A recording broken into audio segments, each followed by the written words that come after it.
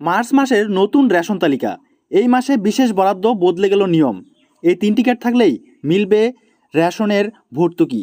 কোন রেশন কার্ডে কী পাবেন বিস্তারিতভাবে আজকের এই ভিডিওতে আলোচনা থাকছে। তো অবশ্যই বন্ধুরা ভিডিওটাকে একটু স্কিপ না করে শুরু থেকে শেষ অবধি খুব ভালো করে দেখবেন।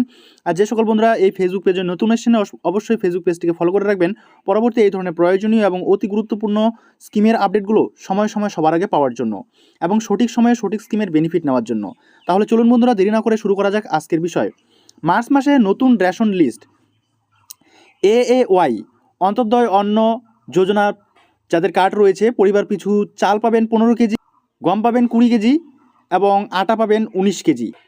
এরপরে PHH প্রায়োরিটি হাউসহোল্ড মাথাপিছু পাচ্ছেন 2 কেজি চাল এবং গম পাচ্ছেন 3 কেজি, আটা পাচ্ছেন 2 কেজি 850 গ্রাম। এখানে মিসপ্রিন্ট এসছে, ঠিক আছে। এরপরে হচ্ছে SPHH মাথাপিছু চাল পাচ্ছেন 2 কেজি, গম পাচ্ছেন 3 কেজি এবং আটা পাচ্ছেন 2 কেজি 850 গ্রাম। এরপরে RKSY1 মাথাপিছু 5 কেজি এবং RKSY2 মাথাপিছু চাল পাচ্ছেন 2 কেজি। এখানে গম আর আটা কিন্তু নেই।